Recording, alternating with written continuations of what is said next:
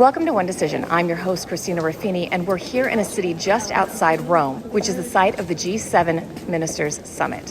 Foreign leaders from the 7 largest economies are here, but they've also invited an unprecedented number of representatives from other countries, including the Middle East and the Asia Pacific. So why did they do that? Why did the G7, which is usually a bit of a private clique, ask so many other leaders to join them? Well, we asked the summit's host, Italian Foreign Minister Antonio Tajani, who held the event in his hometown, Fiuggi. Why is it important to expand beyond the G7 countries? Why was that something you wanted to do? I heard you personally wanted to invite for these. peace, for stability, for growth. Our job is to have less unemployment. He said all countries, including G7 nations, have to play a role in fostering peace around the world, and that effort aligned with some of the G7's stated goals for this conference. The wars in Ukraine and the Middle East, of course, were at the top of the agenda, and it was during the summit that news broke that Israel and Lebanon have agreed to a ceasefire deal, allegedly if it holds about 60 days. But this came just hours after Israel had conducted a series of strikes targeting Hezbollah, leaving smoke rising from neighborhoods across Beirut. We asked U.S. Secretary of State Antony Blinken if the U.S. had been informed of those operations in advance. Yes, we're seeing these attacks in Beirut directed against Hezbollah, but every single day Hezbollah has been launching projectiles into Israel, into northern Israel, as it's done virtually every day since October 7th, which is how this problem started. So again, I'm not going to speak to that. We've been focused on trying to see that this ceasefire agreement gets over the line. Of course, this is Blinken's final G7 press conference as the Biden administration comes to an end. And with that in mind, we also asked what the change of president could mean for Ukraine. Christina Ruffini with One Decision. Hi, Mr. Secretary. Evening. Do you think the European consensus on support for Ukraine will hold if the next administration pulls back from that effort? Can it survive without the full-throated support of America and particularly the American president? This has been, in many ways, a global effort. We have more than 50 countries who have been supporting Ukraine. And I believe, based on everything I'm hearing, we'll continue to do that. And what we're determined to do in the remainder of this administration is to do everything possible to ensure that Ukraine has what it needs to be able, as I said, to fight through 2025 if necessary, or if there's a negotiation, to be able to negotiate from a position of strength. One of the nations invited to the expanded G7 here in Italy has played a role mediating conflicts in Ukraine, as well as the Middle East, even Venezuela and parts of Africa. That nation is Qatar, a small country with an ever-expanding global foreign policy reach. In today's episode, co-host Sir Richard Dearlove and I sit down with Dr. Majed al-Ansari, Qatar's chief spokesperson and senior advisor to the Prime Minister. He's personally been involved and in the room for many of these negotiations, and he spoke to us about the latest in the Middle East, the prospects for peace in Ukraine, Sudan, Venezuela, and many, many other issues around the world. Your government, and you particularly, have been very involved in some of these negotiations, but especially for hostages in Gaza.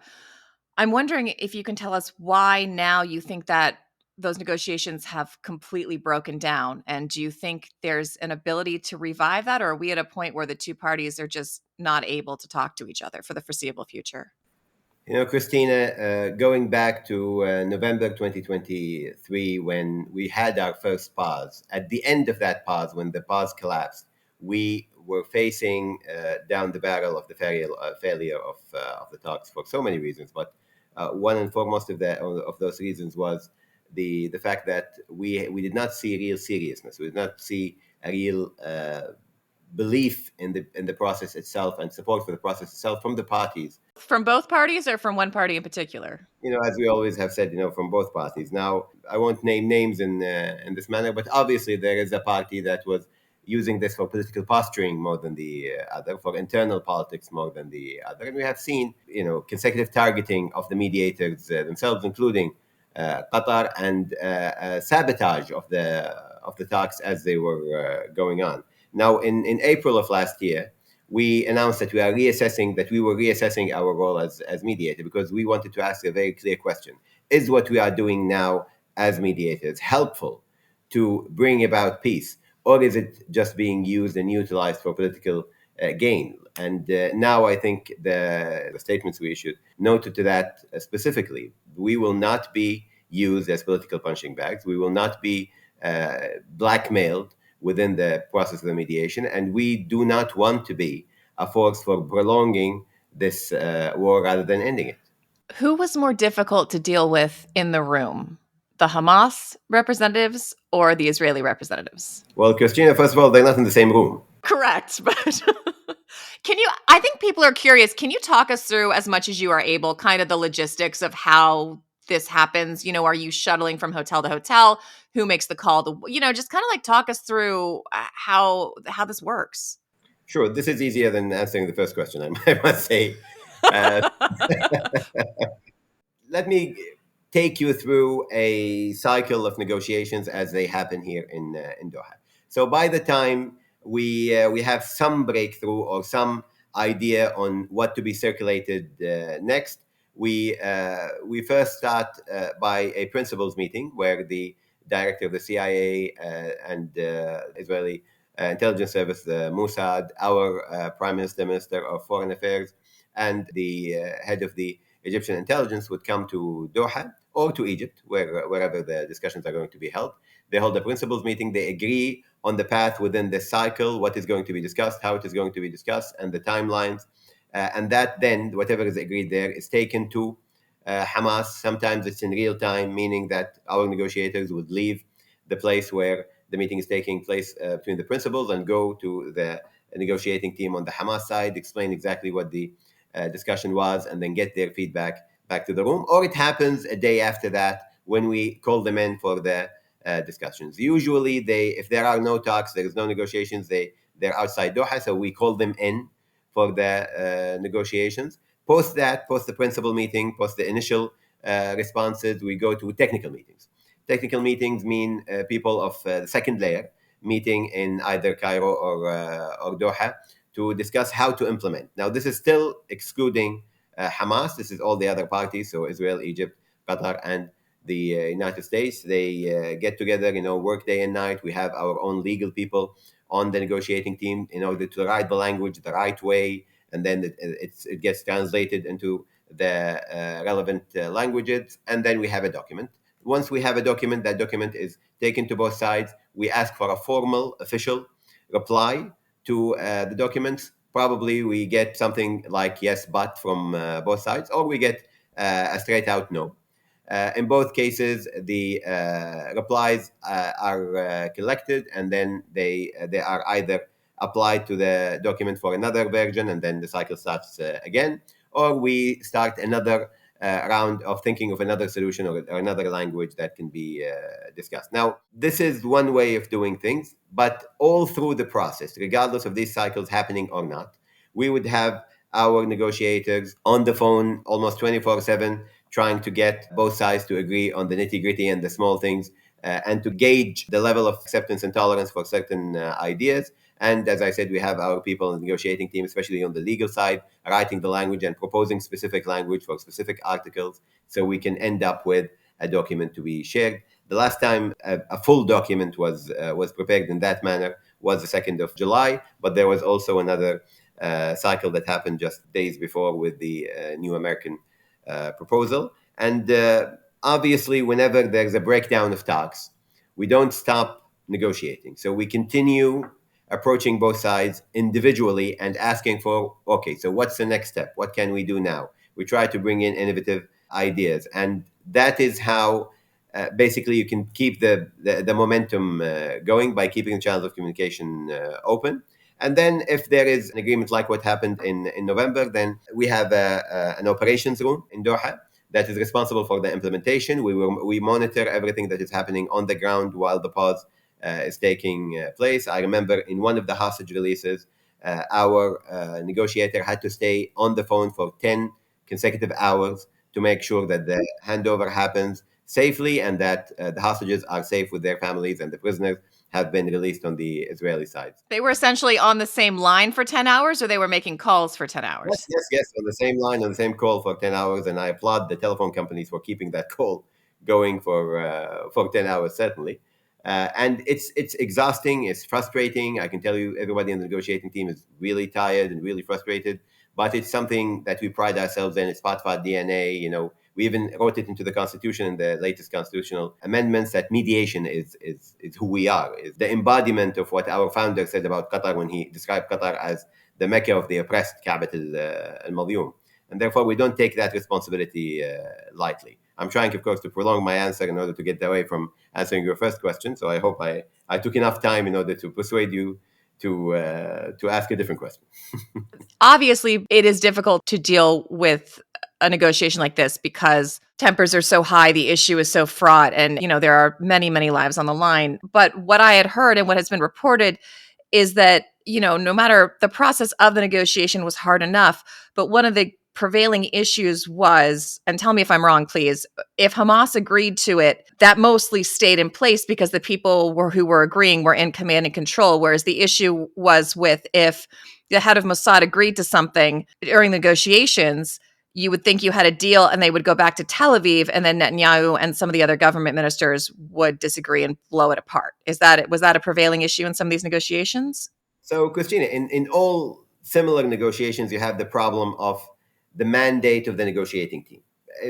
Sir Richard has decades of experience in working on similar issues. The negotiating team on the table are not always the decision makers, the final decision makers, and therefore they have to go back to their capitals, they have to go back to their groups or whatever it is. It's a similar situation with these talks. So the Israeli negotiating team had to go back, obviously, to the Israeli government, to the cabinet, and get a final approval on whatever language they approve.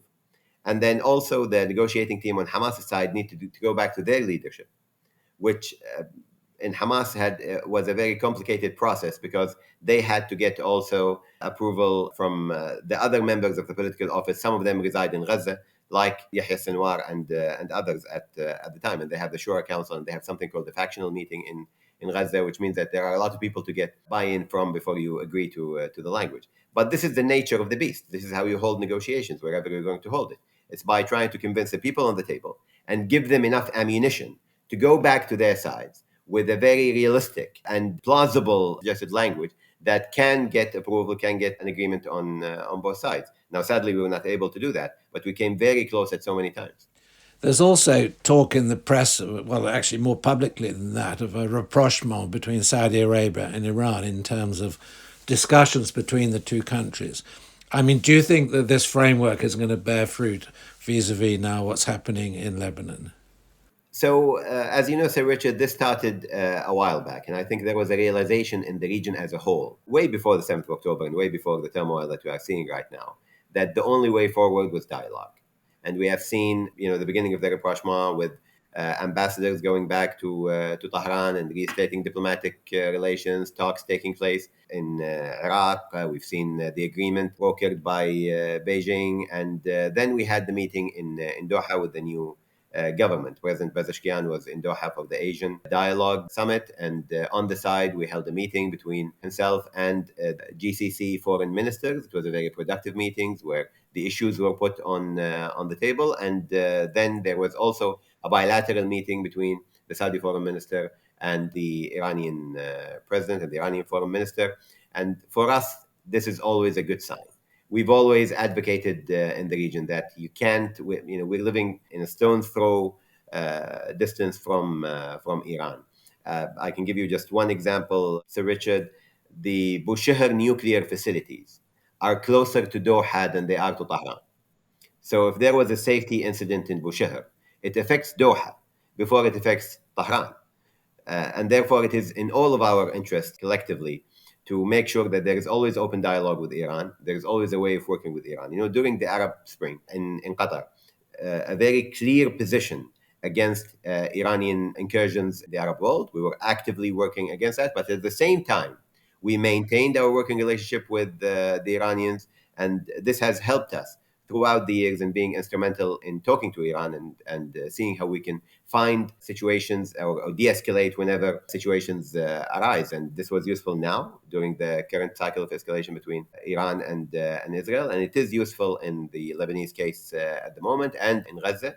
And the only way forward for all of us in the region is to continue talking. And we are seeing this positively happening now, that even with the current escalation in the region, even with the current turmoil, even with the language and the narrative coming into the region from the outside about escalation and about conflict, that this rapprochement is happening, this positive momentum is happening, and we hope it continues.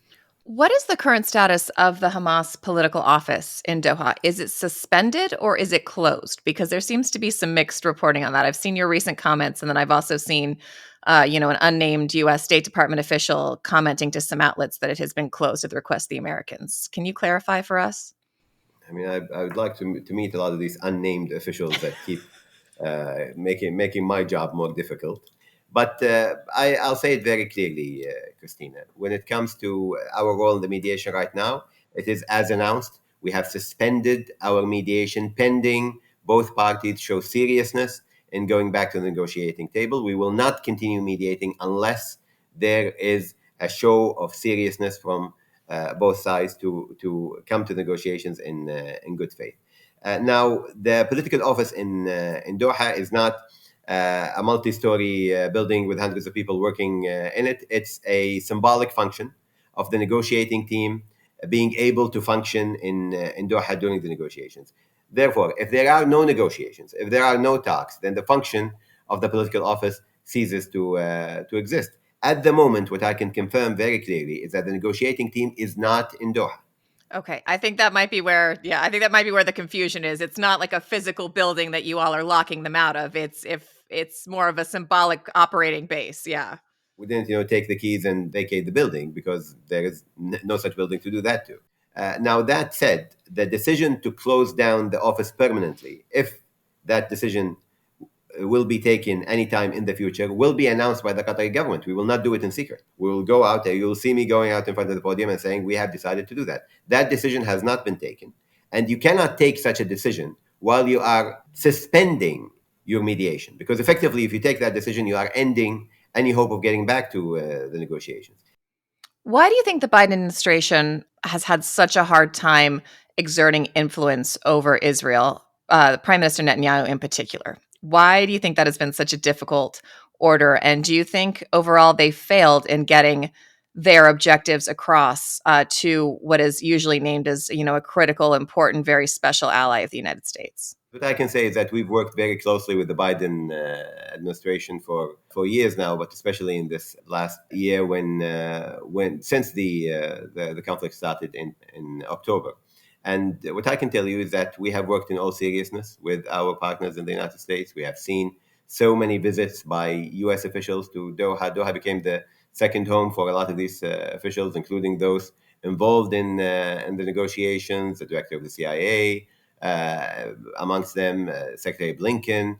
We know that unless the United States exerts real pressure on Israel, it is very unlikely that we see any change in the parameters of the conflict. We depend on the United States' role in this conflict to maintain and to bring about an end to this conflict, and to provide the necessary leverage in order for the conflict to end. Unless that happens, it's very difficult to imagine how we're going to see an end to the crisis.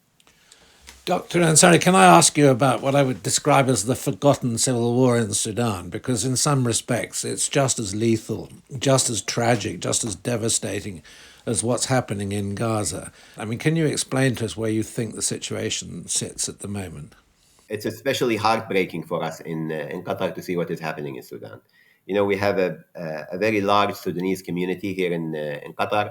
Most of us remember, in our childhoods, our Sudanese colleagues in school, Sudanese teachers, and they are part of the fabric of Qatari community.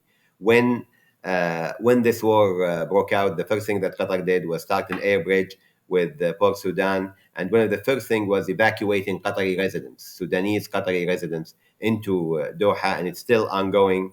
Whenever we identify such individuals, either special cases or people who have Qatari residency or their families, or basically anybody with medical needs that we can help with. And of course, along with sending aid to Sudan. What is happening right now, the massacres, the rape, the killing, the fact that Khartoum, one of the most vibrant cities in Africa and in the Arab world, is now a ghost town, is an unfathomable reality that no one in the region wants to see happen. And we are appalled at the lack of interest by the international community to what is happening in Sudan, and by the failure of the international community to do anything substantial. I'm not talking here about Security Council resolutions and politicization of the issue. But even when it comes to coming out and saying and condemning very openly, weaponizing this conflict and giving mercenaries and militias weapons to kill civilians and commit so many massacres in Sudan today, is just something that the international community should not be allowed to get away with, to be honest. And now what we are seeing, of course, is even worse than before. The situation is getting, to a situation where it's even more devastating than the terrible human suffering that is happening in Gaza and other places. We are keeping hope in the efforts of our brothers in Saudi Arabia and the U.S. efforts of mediations, although they haven't accomplished what all of us are hoping for, which is an end to this conflict. We all share the burden and the responsibility of not acting towards a crisis that is one of the worst we have seen in recent times. You and I first got to know each other during the evacuation of Kabul, where the Qatari government was incredibly helpful in helping us get Americans out, as well as Afghans who needed to get to the airport, who'd helped Americans. What is your assessment now of the Taliban government, of these new regulations they're putting in, not even allowing women's voices to be heard on the airwaves? What should be done diplomatically? Is it more advantageous not to engage with a government that does these things, or is it self-defeating not to engage with the government because there's no way of helping the population that is suffering starvation and human rights abuses? Christina, I think that the whole world has been dealing with Afghanistan all throughout its history in one of two ways, either abandonment or war. And both have failed miserably throughout the different invasions, wars, and abandonment that went throughout the years. And sadly, while we all acknowledge that the abandonment of Afghanistan post the Soviet withdrawal is what got us to a point in September 11th where Afghanistan became a haven for international terror, we are doing the same again now. The war effort did not produce stability in Afghanistan. It did not produce a liberal democracy. It did not produce a change of culture or attitudes within the country. It ended basically where it started, with Taliban in the ruling chair in Afghanistan. And this is a reality we have to live with. Now we have two choices here, or three choices. Either we wage war again, and we know what will happen. We isolate Afghanistan, and we know what will happen. Or we start finding creative ways of engaging the Taliban government. Now, we in Qatar have decided from day one that the only way forward is to draw a roadmap for the Afghans to recognition, however difficult, however near impossible that roadmap might be, but put the stick with the carrot in front of the Afghani government, interim government, and tell them this is how you get back on the good graces of the international community. This is how you allow your people to enjoy the benefits of membership within the international community, and this is what you need to change. And this is what we tell them. We are very frank, we're very open in our dealings with the Afghan government. It's not a secret now anymore that our prime minister has called upon the leader of Taliban in Kandahar, met with him, discussed with him human rights issues, discussed with him the future of Afghanistan and what can be done. But we shouldn't expect the Afghan side to simply concede to everything we are asking them to do just because we wish it to be. There should be a dialogue. In that dialogue, we should acknowledge that they have fought a 20-year war, and at least in their minds, they came out victorious. That should be the narrative that we understand, that they understand is taking place when we are talking to them. It doesn't mean that we should stop talking about the human rights issues. It doesn't mean that we should neglect the rights of Afghani women, girls, and men and boys. It doesn't mean that we should be complacent to whatever is happening in Afghanistan, but it means that we have to engage. The only sufferers of disengagement are the Afghan people. When natural crisis hits Afghanistan, it doesn't hit the Taliban. It hits the Afghani people. When there is hunger, when there is disease, when there is lack of nutrition, it doesn't affect the children of the Taliban. It affects the children of Afghanistan as a whole, including those that are not happy with the Taliban. There are things that are happening in Afghanistan of positive nature. We need to capitalize on these things, elements of security. I met a certain Afghani dissident who had no love for the Taliban, but said, what, this is the first time, women can travel city to city in Afghanistan in relative safety, right? So that's one thing. We have the fact that they are addressing the ISIS-K threat is another thing we need to capitalize on. The fact that there is relative stability in Afghanistan for the first time in so many decades is something to build upon. And we need to find ways of creating mini successes for human rights, for the people of Afghanistan, like we are trying to do right now with engaging on humanitarian aid, engaging on bringing women back into the working for NGOs, reintroducing international NGOs into Afghanistan, supporting education for girls, even if it's primary education. All these things are things that can be done right now and are being done.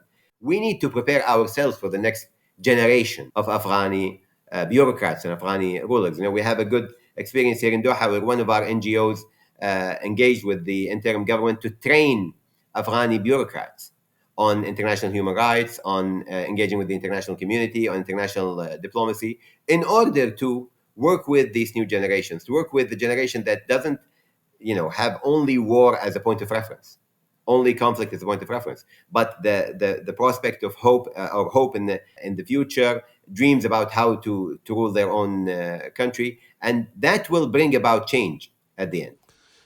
But one of the big problems at the moment is the massive migration out of Afghanistan, which is it must be affecting you. I mean, it must be affecting the whole of the Middle East. It's certainly affecting Europe. And really, is there any way that can be stemmed? And that, because if you're right about generational change, that they're actually losing a generation of Afghans who don't want to be in Afghanistan because it's so dire and so difficult at the moment. I mean, I'm encouraged by what you're saying, and obviously the future of Afghanistan lies in Afghanistan, not in Afghanis going off to other countries. But it seems to me that's an almost insoluble problem at the moment. As you rightly said, Sir Richard, I think not only Afghanistan, a lot of places around the world, lots of conflict zones are increasing the brain drain, increasing the problem of cross-border migration that is hurting economies all around the world, including in Europe and the West. And obviously, the migration coming out of Afghanistan is hurting the prospects of the country itself. But there needs to be something in Afghanistan for the Afghanis to keep being there. And that's, I think, the main problem. If they are facing famine, if they are facing disease, if they are being isolated from the international community, they don't have flights coming in and out of Afghanistan. Obviously, this encourages the youth, this encourages anybody who's dreaming of a better life to leave Afghanistan. We need to create a situation in Afghanistan. We need to create the ability for people who want to stay and fight for their country in the positive sense, in the civilian sense, in the civic sense, to stay there. And that only happens if we engage and we start providing incremental steps that would make Afghanistan again a vibrant society. I'm quite sure that a lot of the people of Afghanistan who have fled war and conflict throughout the years would love to be back in their country, would love to be back to their hometowns, would love to be in their country. Unfortunately, at the moment, so many different conflicts, many of which Qatar is involved in trying to mediate. And the other one that comes to top of mind is Ukraine. What is your involvement in the conflict in Ukraine and trying to mediate a peace process there? And what is your take on whether or not there is this rush to try to get a negotiation before the Trump administration comes in and takes over? I can tell you one thing, which is from day one, we've said that weaponizing this conflict is not going to be a useful thing. There were reports a while back that Qatar was reselling weapons or providing weapons one way or the other to the Ukrainians. I made a very clear statement saying that this is not Qatar's prerogative. Qatar doesn't help send weapons to conflict zones. It's not something that we do. We never did it, and we will never do it because of our policy when it comes to these things. We've worked since day one on finding avenues of dialogue between Russia and Ukraine. The first thing that the Prime Minister told me is, Majed, listen, let's write a statement and make that statement balanced, because I am going to visit on the Russians and see if we can mediate to stop the conflict. And this was days, hours actually, after the invasion. So we were involved from day one. The Prime Minister, the then, of course, Deputy Prime Minister, Minister of Foreign Affairs, went and met with Minister Lavrov, offered that Qatar can mediate, and we started talking and we continued talking. And every time they told us, no, thank you, we went back again, and we were part of the grain deal. And then we found a very important caveat just before His Excellency went to Kiev, which is that we got a request from the Ukrainian side to reunite children affected by the war with their families, as a lot of them were lost in the process, especially in eastern Ukraine. We started doing that. We started mediating between both sides. I was personally in Ukraine with the Prime Minister when we started discussing that. And now we've reunited around 34 children and individuals with their families, including people of special needs that were reunited with their families, including 4 Russian children that were reunited with their families in Russia. And we appreciate both sides working with us on this. We are in talks for other types of mediation. We've just started working on a POW piece. The reality which we've always advocated for from day one is that this conflict will end on a negotiating table. It will not end in the battlefield. Not one country will abolish the whole country from existence or bomb the hell out of the other country. That doesn't happen in history. So at one point, we have to sit down on the table and decide how to get guarantees for both sides that would end this conflict. Now, that said, our position on the invasion of Ukraine was very clear. We're a small country in a very turbulent neighborhood, surrounded by bigger players in the region. It is never in our interest to support any idea or even to stay silent about any attack by big on small or by big on medium for that matter. This is not how international law works. It's not how the international community works. And this is not how the post-Second World War international system was created to represent. And our position on this is very clear from day one, that we support the sovereignty of Ukraine, but we are willing to do whatever is possible to bring an end to this crisis. Can I just ask you about one more country? We seem to be doing a tour of violent conflicts. I think that's what happens when you get an official, a journalist, and a spymaster together. But, The question is, where are we in Libya now? Because that's another country in which Qatar has been I wouldn't say heavily involved, but you've certainly been quite closely involved politically in Libya. And it's hard to understand exactly. It looks to me we've almost got a permanent division of the country between two governments. If you take the map of the Arab world, and I'm sure, Sir Richard, you have beautiful maps in your office, and you just cross out the fragile and failed states in the region, you'll end up with pockets of stability rather than pockets of conflict.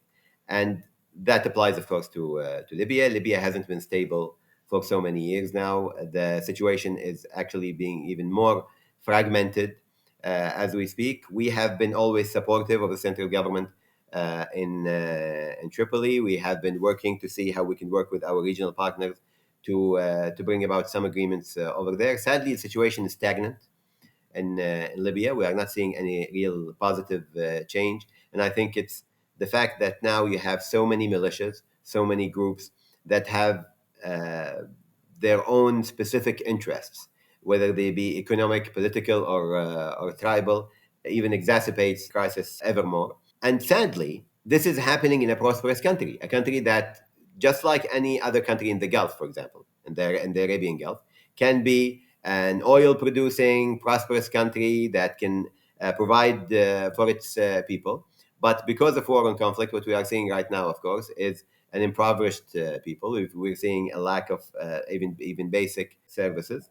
And we are hopeful that if we can bring about at least an agreement for elections and forming a government in Libya, we can start the process where we can see the reunification of the country take place. But sadly, so many moving parts on the ground, so many elements on the ground that are only producing more fragmentation and more difficulties. And I have to say here that in a lot of these conflicts, the main problem, the main reason why we don't have agreement doesn't reside in the same areas as the conflict is happening.